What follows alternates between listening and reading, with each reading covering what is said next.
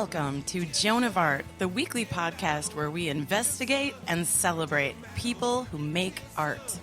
Dear madam, dear sir, dear madam, dear sir, dear madam, dear sir, dear madam, dear sir, dear madam, dear sir. Welcome to this episode of Joan of Art. This week we have three very intriguing guests on the show. The first is April Sellers of the April Sellers Dance Collective. Then we have Pete Driessen, who has a gallery in his home called Tuck Under Projects. And last, Ifrah Mansour, a Somali artist who has been performing in the Twin Cities with multimedia. We are here with April Sellers. I am so excited to have this guest on this show today. She is the proprietor of the April Sellers Dance Collective, a curator, choreographer, performer, and an all-around fantastic person. April, welcome to Joan of Art. Hi, I'm pretty happy to be here. Thank you, Joan. Yeah. The Joan of Art. I don't know. We'll see. So the things that I want to ask you about, because you actually really stand out to me in the community, even though I will say that choreography and dance are a little bit outside of my wheelhouse, so I'm excited to learn more. But you really stand out to me because I think that you seem to approach things in such a unique and strong and bold way. Well, that's nice to hear. I want to ask you, one of the things that I processed as I was kind of looking into what you do and went and saw a show that you produced, which was magnificent. And I know I see a lot of themes that stick out, and one of them for sure is feminism. And I wondered, do you describe yourself as a feminist choreographer or a feminist artist? Or do those go together? Well, first and foremost, I describe myself, the human, as a feminist. And I've definitely lost sight of the line between my human self and my choreographer self. There's no division of twins there. But as a choreographer, I am really interested right now in the arc of how feminist performance practice has influenced queer performance and queer art. So, in a way, yes, I'm a feminist choreographer because my relationship to feminism has been changing over the 20 years that I've been making dances. As feminism itself has evolved, I think feminism gave root and uprise to the queer movement. I think it opened the door for that. I think where feminism failed and was unsuccessful, the queer movement has had success. And I think feminism at a certain period in its history really started to focus on what wasn't feminism and denying people in that community to be a part of that community. And I think that's where the queer movement opened the door to everyone can be queer. And that can be an identity or a practice or whatever you want it to be. And in that inclusiveness, it opened a door then to a more successful movement in our culture. So I think that my dance right now, I would say in the last 5 years, has really been focused on, if you look at where the Judson Church, the choreographers and artists were really working in the gender neutral and sort of brushing away what had been heteronormative relationship to dance practice. Then we went into the gender neutral, and there was a balance of picking women, picking up men, and there was no expression on the face and sort of gender neutral costumes. And now I'm really interested in the gender bend and the gender blur. And so for me, if that feminist statement of gender neutral hadn't happened, we wouldn't now be able to experience the queer. And so I feel like I'm in that arc, sitting in that space, hopefully actively moving things in that direction. That's an awesome perspective, and I feel like I just learned a lot about, I guess I hadn't put together the queer movement and how closely aligned it is to feminism and the feminist movement and how they've worked in harmony together. Yeah, I actually feel like the feminist movement is becoming more successful again because of it. Like it's swung back a little bit and given a little bit more uprise and shine to the feminist movement again. But to go back to your original question about am I more of a feminist or a choreographer, I have a real challenge in life sometimes separating who I am or what I am. The identity crisis is real. As an artist, I was curating a show for the Gamut Gallery. They had a feminist show called Revolution Now during Women's History Month. And I was in the midst of curating this show, and a lot of the art makers in the show were younger feminist dancers, younger than myself, of a new generation. And I was having a fight with the post office, which was a lot of older white men, patriarchal in its institution. And I was feeling such a strong conflict between what I was doing in the gallery and what I was experiencing in the post office. And I didn't feel like what I was doing in the gallery was valid if I didn't fight what I was experiencing in the post office. So I did get escorted from the post office by the police. I tried everything. I laid down and cried in the boardroom. I mean, you can't perform at the post office. That's the first thing. You are not allowed to perform there. That is not a performance venue. Oh, dear. But so I guess I get confused all the time about what my job is, or who I am. I mean, my job or who I am is an artist, and I think it's my job to reflect back to the community or to create the world I want to live in. So feminist, choreographer, they're just tied because it's tied to my experience and my purpose in a way. You bring up the role of the artist and feeling that it's something that you need to be in the community. And I'm curious about your personal feelings about artists' role in the community and the importance of that. Yeah, I have a pretty strong point of view. Not all of my colleagues feel this, but I feel that it is by far a sacred microphone. And I cannot afford to not speak. It's like you've got 500 people sitting in the dark. They can't talk to the people next to them. They're not going to look at their phones. It's like so rare in our society these days that you have this opportunity. The lights come up. What are you going to say to them? I mean, that's a social responsibility I have to live with. But it's also born out of being female and growing up female and feeling a need for gender equality. And I feel that until the world around me changes, I can't afford to not seize that opportunity to change the world we live in. But I also have always felt that that's how I've maintained perseverance as an artist. So what might be a burden is really been the gift, because it's like, I knew from very, very, very young age that my purpose was to make dance. And I didn't really understand that. I didn't know what that meant in relationship to what's an artist's role in community. I just knew that, I was really meant to do this and I was going to be supported. And were you supported coming up to make dance in your community? In my little community. I'm going to take a drink of water. Yeah, I think that you're kind of talking about the fight, too, in a way. Yeah. And how the fight is a driver. It's fire. I mean, I know that I've experienced that, too. And you feel like you maybe aren't welcome someplace, that suddenly it becomes everything all-consuming to get in. Yeah, I mean, well, the fight is, dance. Why dance, right? Because in my world, I was born in 1975. And in my world, the female voice was not valued. It just wasn't. I grew up in a small town in Ohio. And, my prospects were to marry someone coming back from basic training, Right. and be really dutiful. And my voice had no value. And inside of dance was this legacy, this history, this power of female choreographers who really created the art form. And I just felt so much like this was something I could stand on. This was a rock. The point in which I started to struggle more is when I realized I had chosen an art form where there was not much talking.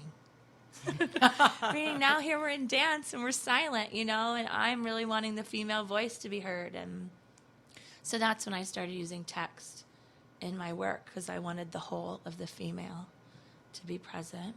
And you knew those words are powerful. It's interesting we're talking so much about the feminine because I'm going back into rehearsal with my company on Wednesday to start working on the masculine. Wow. A new piece. Can you tell me anything more about that? Yeah, I'm really sick of the yoni. No, I'm just kidding. I've just been so deeply entrenched in the feminine that I am in need of a balancing act. I need to go explore the juxtaposition. Maybe I'll come back. Maybe I'll stay there for a while.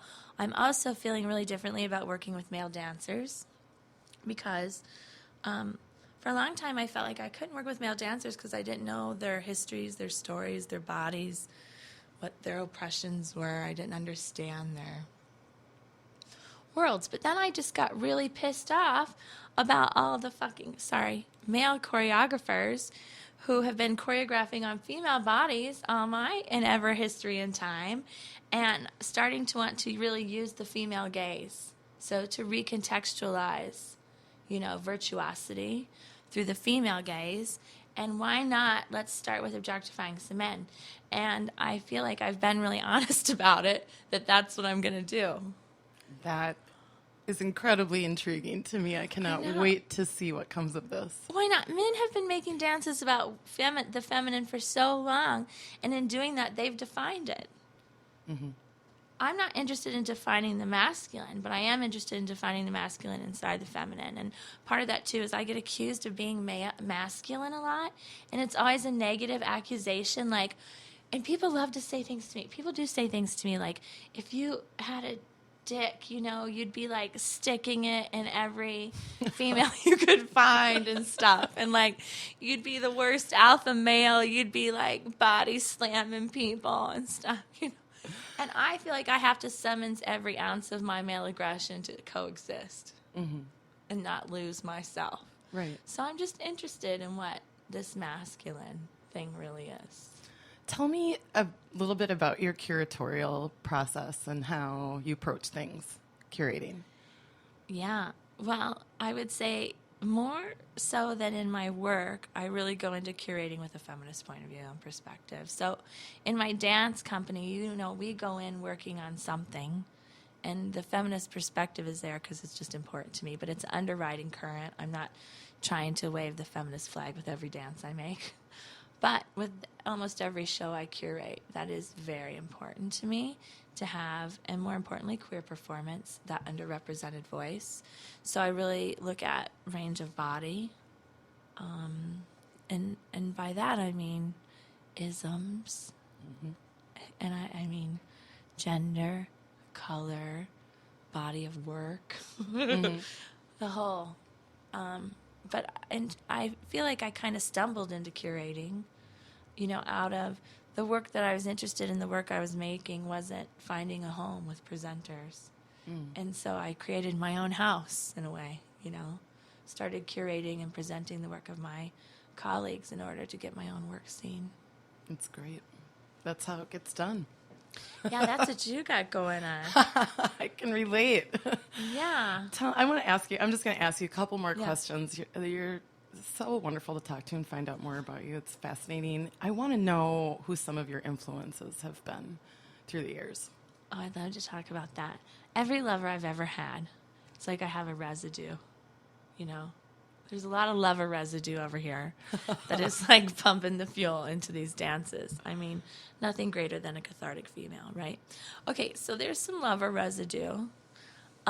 There's definitely some residue from my younger childhood. I wasn't allowed to watch TV and stuff, but I was allowed to watch Solid Gold and Hee Haw. I was not allowed to watch TV either, but I was forced to watch Laurel and Hardy. Oh, my God. Now, see, I was allowed to watch things like Sunday afternoons, like The Little Rascals and Blondie Right. and Dagwood and Yeah. The Three Stooges, dated. So all my television references from my generation are actually the 50s. My friends are what are me you too. talking about? Huh. Yeah, TV. I still really love TV. Yeah. You're not supposed to say that. I mean, you can say, I watch Orange is the New Black on Netflix or House of Cards or something, which, by the way, I would love to have a discussion with someone who could really break down for me if there's a feminist statement in House of Cards, because I can't find it. Okay. But maybe it's there. Maybe a listener has a Listener, comment. I'm not watching enough. I gave up when the ingenue slept with the white man, I don't know. Power. The white man of power. It was over. I had to quit watching TV. My mentors have been really influential and really probably the power pocket of gold that I recommend every artist have. My failures have been major influences, like the wounds that never heal. You embrace them? I live with them. Mm-hmm. I wouldn't call it an embracing, but I'm informed by them often, always. More than the successes in a way. They're like, I don't know, they're like dreadlocks, right? I don't mean that negatively towards anyone's community relationship towards dreadlocks. I just mean they're like something that sticks with you always and gets gnarled in a way. I sense that you might have a level of perfectionism in the work that you create. I like to spend a lot of time in the minutia. I was just working on this piece with Judith Howard, and one day we were in the studio, and we had the sound person there, James Lander, working on our music, and we were having a fight about the music, and he said, you guys, we're talking about less than 1 second. And I mean, we had been fighting about this for 15 minutes, Yeah, I'm obsessed, and I won't let it go. I like to spend 2 years on a dance. If you ask me my preferred length, it's 2 years.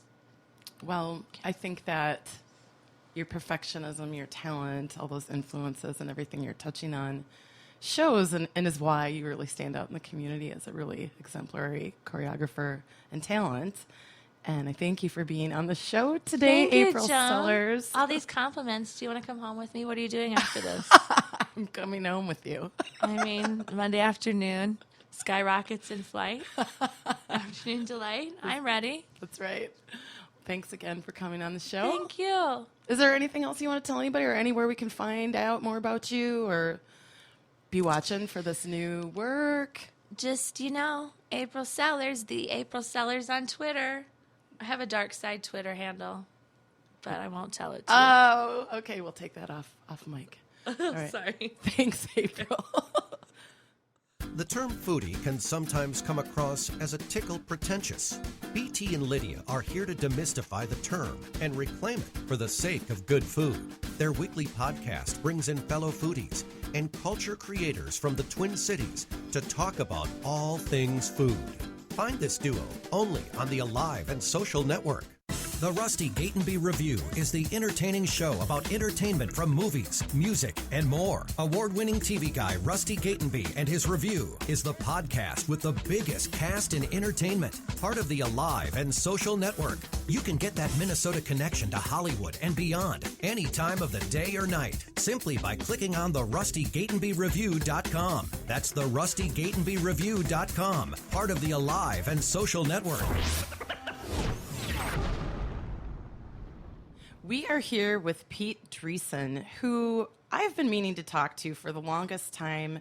Pete, you are up to so much, and I feel like you and I actually have really a lot in common in that you are not only an artist yourself, but you are an artist advocate, you're a coordinator, you are doing a residency this summer, you have a gallery that actually exists in your home, known as Tuck Under Projects. And I guess maybe that's a place for us to start this conversation. Can you tell me how Tuck Under Projects began?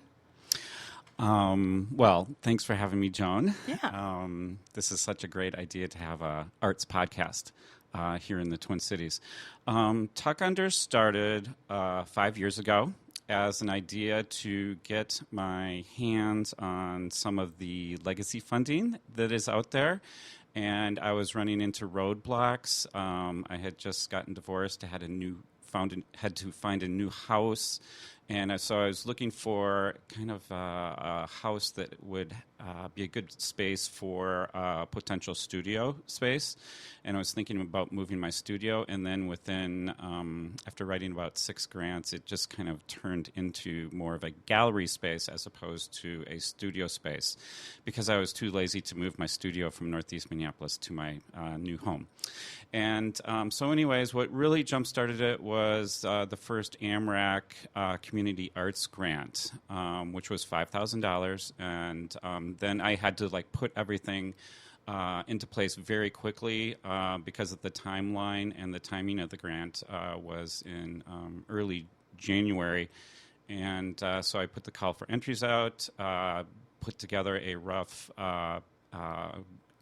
artistic panel, as well as talked to some neighbors, put together a neighbor panel, and began talking to artists. And some of the conversations I had been having with artists previously, the previous couple years before that, turned into some of the first few art shows. So I put a rough season together of 5 shows that went from May through middle of October through the first season, along with a Raspberry Patch residency. And then the second season happened, and I recreated kind of the similar format, and then added on the leaky sink gallery, which is the bathroom on the first floor, which is just the natural overflow that people are walking into the house on the basement level and needing to use the restroom. So that became kind of a performative, smaller project space for artists to have another venue in. So you win the MRAC grant, you totally put the pedal to the metal and got everything up and running. I know that it was quite successful right away. I mean, people were really talking about what an innovative idea this was. So what happened after, did you get another MRAC grant, or did you start doing some other kind of independent fundraising, or have you put a ton of your own money into this? I've had to put my own money into it. It's a home economics model. It's DIY. And it's pretty seat of the pants. The second year, I did not receive any funding. The third season, I did, which was last year. I received another AMRAC Community Arts grant.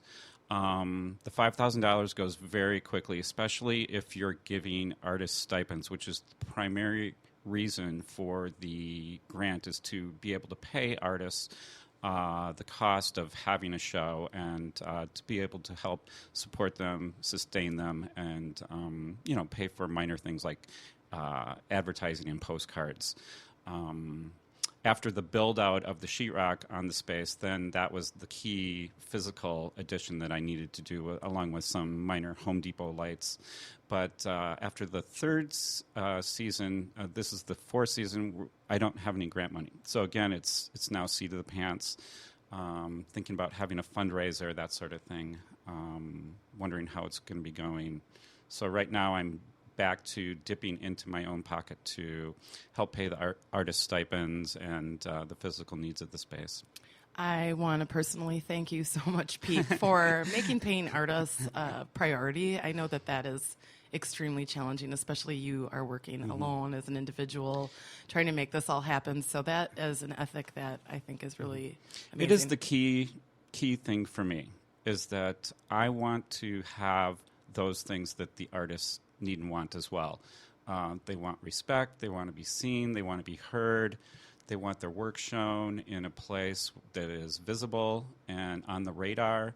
Some of the key things that they're not getting is perhaps reviews, which is another additional issue to lack of galleries. As you know, with Made Here, the abundance of spaces is there, but we don't have the reviews that the artists need to have critical response to their work. I agree. I think that critiques are an absolute luxury, and that it would be wonderful if there were a way to be able to make that activity happen. I mean, Right. should we do another project, Pete? Yes, over beers.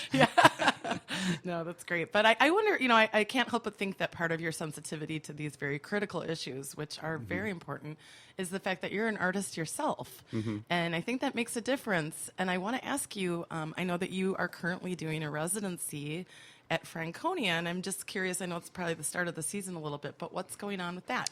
I was very thankful to receive my first Jerome grant ever. After Yes! applying for 20 years in 2D, I finally got one out of the blue in 3D, so I'm very thankful for that. And that is a approximately $5,500 grant fellowship to be in residence at the lovely Franconia Sculpture Park in Schaefer, Minnesota, run by John Hawk and many beautiful people up there. And so I started April 15th, and I'm putting together what's called a boat tower. and it's made with 4 vintage boats that I'm recycling, and then also Douglas fir wood, which is from recycled telephone poles, and then some minor hardware. And so it's going to be standing somewhere between 26 to 28 feet tall out in the new cornfield that they're annexing, and adding on to the size of the sculpture park there. It's going to be another 24 to 30 acres larger when they're all said and done. Wow, I wasn't aware of that. Well, go big or go home, right? Yeah, and that's what they want us to do there. That's one of the key conversations is you're out of your home, you're out of your studio, you're out of your garage. You now have this gigantic space of rural plot of land to build something really large. So I started with the first week just kind of walking around there in awe. They burned the prairie grass down to the ground, and so you could see all the foundations of all the beautiful, gigantic sculptures there. And it really opened my mind to how big I could really create. And I switched the idea from making something really kind of, which would have been suburban-looking kind of deck materials with beautiful treated cedar wood and perfect hardware and really clean boats, to something much more rougher, something much more physical, and something much more raw. So That sounds magnificent. I can't wait to see So it. I just have one more boat to find, and we're standing the sculpture onto its cement platform, probably either later this week or early next week. Wow, so you're pretty far along. We are far along. We've been working on it for 2 months. Okay. So, Wow, so on you've and been off. living and breathing it. Yep. I also want to applaud you for making time for your own practice amongst all the other ways that you're supporting local artists with Tuck Under. The fact that you're also like taking a summer to do your own work Yep. it's so important. Do you want to tell me, what kind of challenges you've found, or have you found it challenging to do your own medium? And Definitely. Tuck Under basically runs from late May through late October, almost up to often Thanksgiving. And so that's 6 months out of the year of administrating, managing, physically getting each show ready, organizing the artists, which is like herding cats. And communicating with them online, plus doing the social media. So that's a lot of work, a lot of time and energy that you don't get paid for. That takes up 6 to 7 months of your life, and then of course during the downtime you are kind of prepping and preparing and thinking about what the next run is going to be, and if this artistic project is going to have an existence the following year. So there's a lot of mind energy into that, and that does somehow spark new creativity for me. During the wintertime, that's primarily when I'm in the studio in Northeast painting at the Casket Arts building, or preparing some of my mixed media pieces that end up turning into perhaps the type of projects that you apply for on and off throughout the year. Like a lot of artists, I am applying for the same things, 20 to 30 different exhibitions or group shows or grants per year, and it's a crapshoot. And so some of them come up, and then you're able to pursue them, or you're able to pursue several other bodies of work that you are kind of putzing with throughout time. And so I usually have, like a lot of people read 10 books on their bookstand. I have basically 5 to 10 bodies of work that are all kind of putzing along at different speeds and rates and velocities. wow. So. Yeah, that application calendar and the how challenging and competitive. I Yes, think yes. it's very grueling.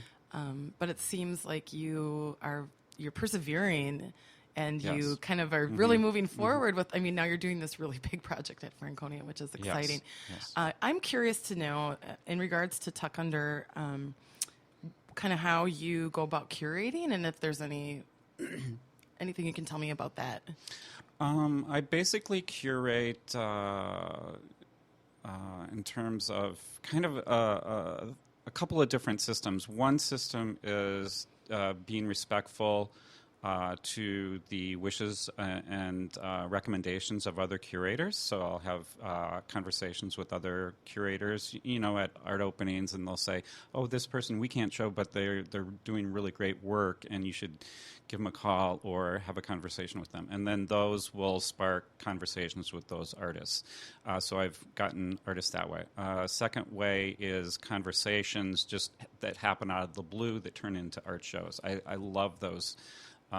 Present moment, spontaneous life circumstances that turn into beautiful solo shows or group shows, or ideas that turn into solo shows. So that's the second way, through continuing conversations. And then the third way is if you're putting yourself out there in the public grant world. For instance, through AMRAC, one of the requirements is to do what you're saying you're going to be doing with the public. And so I put out a call for entries. And it's a very basic call for entries. It has the usual information on there, JPEGs, and I'm kind of looking for simple ideas that can go into the smaller spaces. They can't be so gigantic that my neighbors are complaining, or I can't really have a great big entertainment type of proposal. I have to have smaller, contained projects that will fit within the confines of the yard. So the call for entries is the key third way. Mm-hmm. I imagine artists are really approaching Tuck Under as a place to experiment. It's Yes. a great place for emerging artists who Yes. maybe haven't had a show or an exhibit. It has a pop-up feeling to it, but Right. it's not a pop-up because you Right. keep programming it year after year. But it definitely, because it's such an alternative space, it lends itself to that. It really does. Wonderful It does, experimenting. and I think artists like that enjoy the autonomy.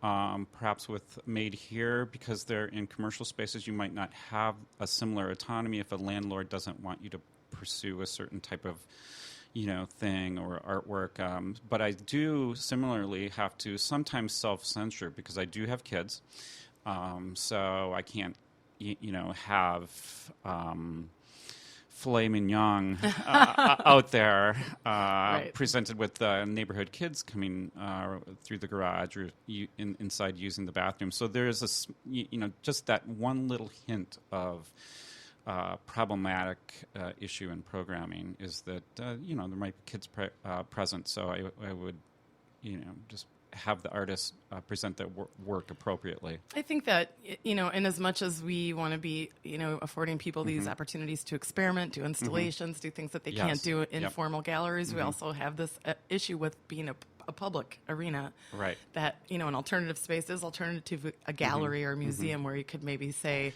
hey, you're bringing your kid into a museum, you have to kind of take what you have to do Right. your research or understand that there might be something in here that you might not want them to see. But Exactly. I have the same problem with Made Here. I think that we, a lot of times, we kind of like have built up the trust of Yes. property owners and stuff so we can do more and more. But we still are catering to this general public who maybe doesn't even know they're going to be getting a fine art experience Right. while they're waiting Right. for the bus or whatever. But that's interesting. So I guess I would like to know what else you are going to be working on for the rest of the year. Is Tuck Under going to be having another go round this year? Is it? Yes, we have a full season. We just finished our first show and our second show with Jesse Peterson and Joshua Cunningham and Carolyn Halliday, and Carolina Borja is coming up this Thursday, opening from 6 to 9 p.m. Awesome. So it's going to be a great show, very busy show, and I hope everyone can attend. So tell me, Pete, where do we find out more about Tuck Under? Tuck Under is at www.tuckunder.org. We also have a Tumblr site. It's from the backyard swing at Tuck Under. Then there's also we're on Twitter as at Tuck Under Woody, and then also AO and Pinterest and the rest of them as well. And do you have your own individual site for yourself? I do. It's not completely updated. It was made with coding. So I was paying a la carte before templates. And so right now I'm doing a new Tumblr for practically every project that I'm doing. Cool. So the Franconia Boat Tower has its own Tumblr. The SS Silverwood Dry Dock has its own Tumblr. My painting has Tumblr, and then I'm really interested in the work in process. I've been working a lot with gel medium and discovering its properties as a gluing adhesive, and so I have a gel medium I love you Tumblr as well. Oh, wow. So you've got just a trillion channels going at the same time. Yep. That's Whenever fun. I'm waking up in the morning and I want to go on social media, I might pop a few more up there. Yeah, You know? that's great, though. I mean, that's how it's done. I guess I was going to say that I think that in all of the work that you are doing, that you not only have this wonderful creative base, but you have a good business sense, and you definitely kind of bouncing between the right and left brain, I guess would be the way that I would kind of think about it, that you can Yes, organize but and administrate, but uh-huh. you can also be very creative. So. Right. I still need to work with a fiscal sponsor Right. to help pay the bills. All right, so that's a So- call out, listeners. Yep. Well, Pete Driessen, I really Willing to appreciate- take donations. Great. Thank you so much for coming on the show today and learning more about you. And good luck this summer, and good luck with Tuck Under and Franconia. I can't wait to see everything that's coming up. Thank you so much, Joan, and we'll see you at Made Here. All right. Hey, this is Terry. And Tracy. We are going to be starting a new podcast here in Minneapolis called Eat This, Twin Cities. Why don't you tell everybody what that actually means? Yeah, so we're going to be doing a weekly show on food, drink, music, events, and just other randomness. Anything great that's going on in the Twin Cities. Plus, we're going to be doing some giveaways as well. That's right, prizes. People love prizes. It'll be a ton of fun. Join us. Tell us where they can find the podcast. All right, it is eatthisTwinCities.com, or you can check out our Facebook page at facebook.com/eatthisTwinCities. So, until next time, Eat this, Twin Cities. I am so excited to introduce our next guest. She is an incredibly talented woman working in the Twin Cities. Her name is Ifrah Mansour.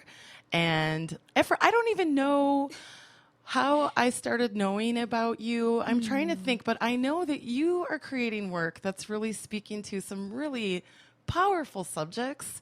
And you've been working, I know you've worked at Intermedia Arts on some things. You've produced some things independently. It seems like you work out in the community and do a lot of performance art. You do video work.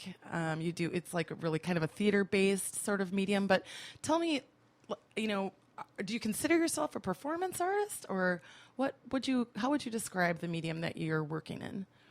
I think for me, it's been difficult to kind of label myself and say this is what I am. But I feel like lately, what I've been telling myself is that I find an idea, a concept, a thing, and I sort of become whatever it needs. So if that concept idea needs a filmmaker, then I become that. I literally research.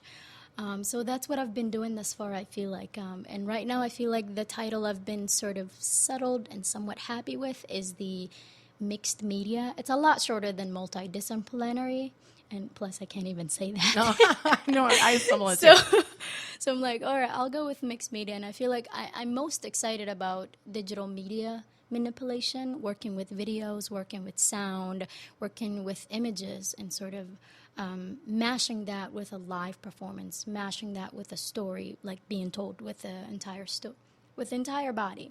But every now and then, when I have to when I actually have to fill out an actual application for a project, and they say pick yourself something, it's such an artist identity crisis. I sit somewhere and I cry about, I'm like, I have to be a theater or I have to be an installation artist. It's just so difficult. So yeah. I think a lot of people struggle with that, and I don't know how to get around it. And it's like, look at me, I open up with that's my first question to you. Exactly. So I think exactly, it's difficult. It is. And I feel like it's something that's going to grow. Like last year, I think I called myself something else. I don't remember.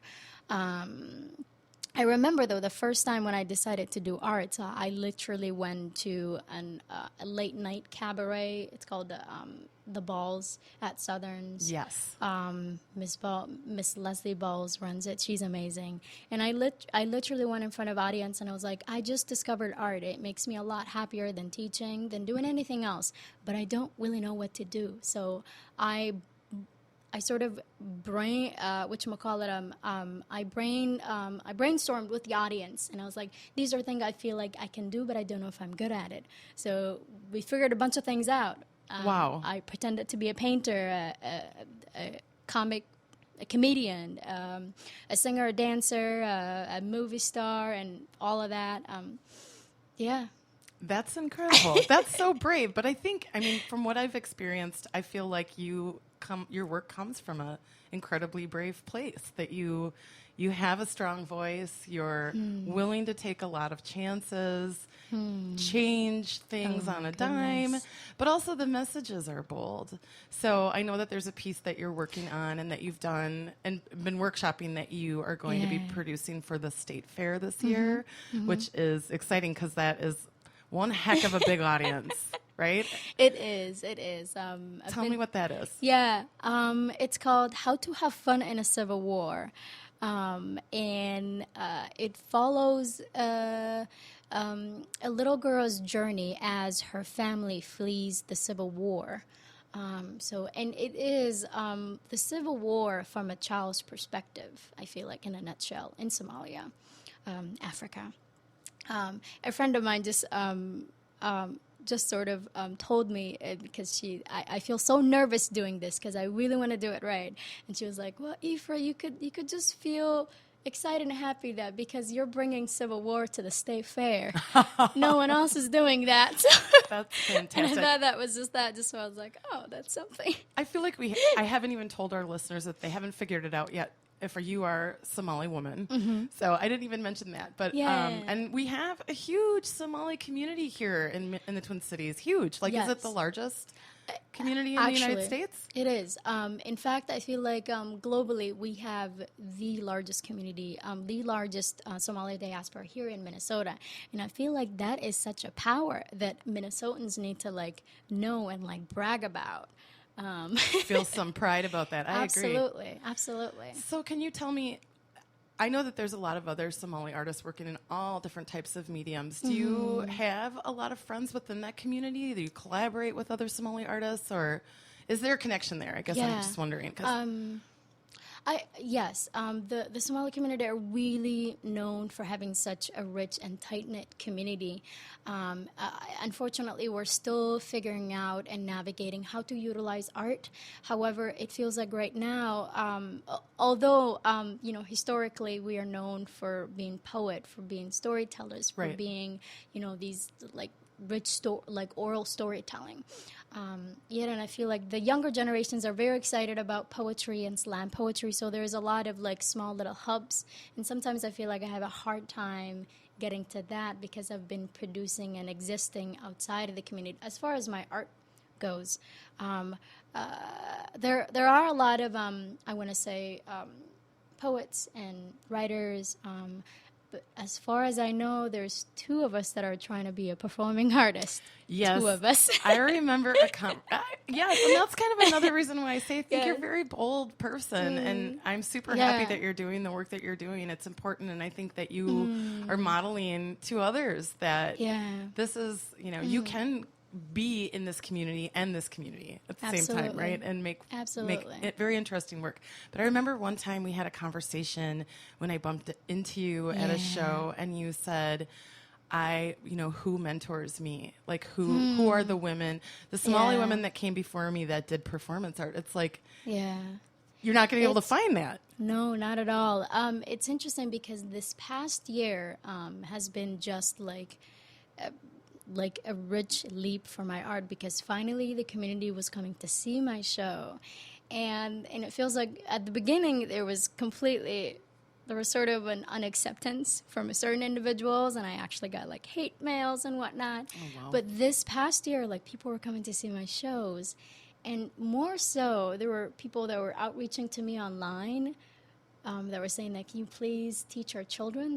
They want to learn about theater and they want to do theater. And I'm like, I hope you know that I only know what American theater has taught me, or Sure. yeah, what I've learned from just doing theater. And it's been such a blessing to witness that change, you know. But I think you're blazing yeah, a trail, and you're going to Yeah. be that mentor Yeah, that you wish for, which is hard. I do sit somewhere and kind of like feel sad that I can't find someone from my community who shares a bit more similarity with me that I can look up to when it comes to the specific medias that I work in. But just finding other people that I feel like that are from, I don't know, I've just discovered this woman. I think her name is Sarah Johnson, and she does multiple characters, and she's brilliant at it. She just did a TED Talk, and she's just magical. She's a woman of color and just breathtaking. So it's been really amazing to look at other people that I feel like, oh, perhaps you share a little bit more similarities, and I can see myself. And I feel like a lot of times a mentor is someone that you feel like you have a little bit more in common. Yeah, and Right. it's affirming. So, yeah, very much, very much. Yeah. But like you said, perhaps maybe I will be a mentor for others. And Perhaps. I mean, I'm not signing you up. I'm just saying that, you know, when you say that there's maybe that lack of that role in Yeah. the community, that there isn't, and I think that's why people Yeah. are probably gravitating towards you, because this is a Lovely. unique, wonderful thing that you're creating. So tell me a little bit more about the State Fair show. You said that it's about Civil War, and is this something that you have direct experience with? Are you comfortable to talk about that? Absolutely. The story is inspired by my childhood experience, and for lack of better words, I feel like it depicts of my sort of ignorance and my childhood innocence of it, because essentially while a war was going on, I as a kid just wanted to play, and so it speaks of that, and I feel like it is an exaggeration of an innocence perspective, which I feel like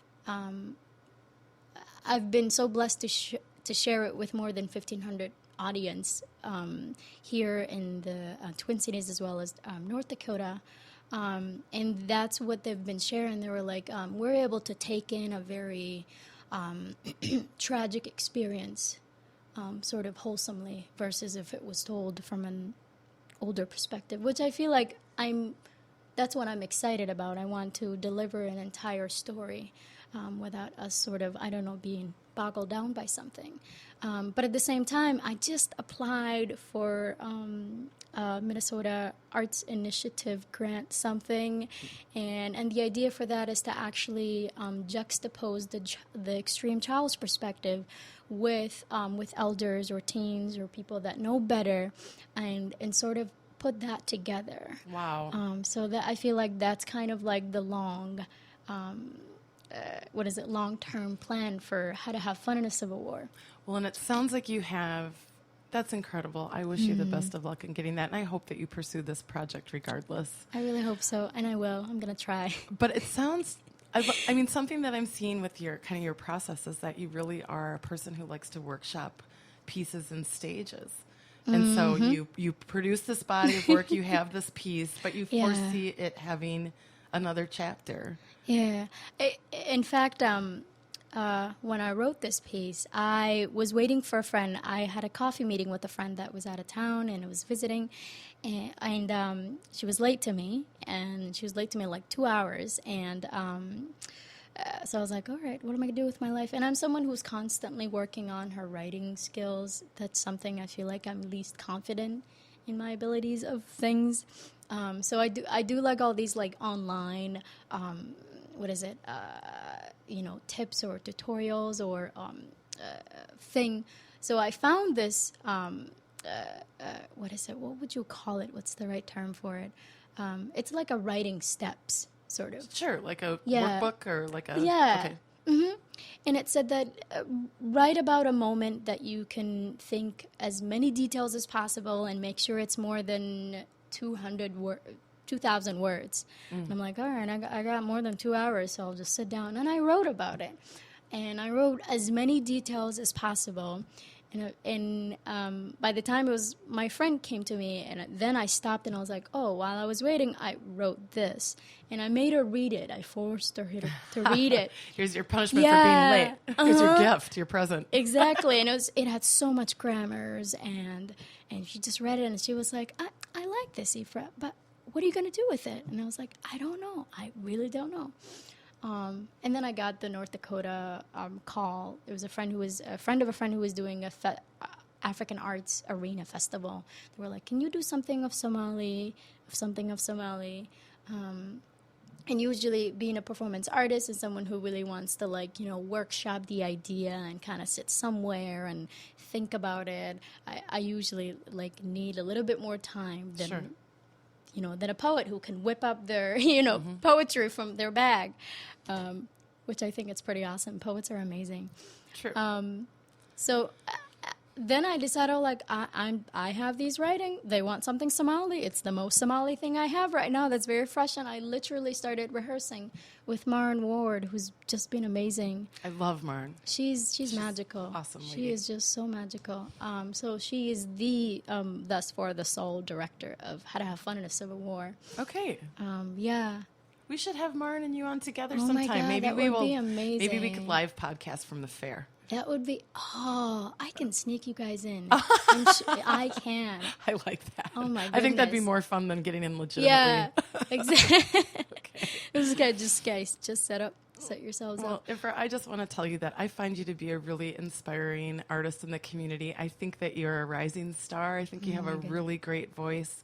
Thank you And so I want to support you. So I hope that Yeah. listeners will look you up and find out what you're up to and come on out to a show sometime, right? Is there anything else going on this summer besides the fair? Besides the fair, actually, can I just make a quick shout out? Yeah. That I would like to mention that the person who told me about the state fair opportunity was none other than Joan herself.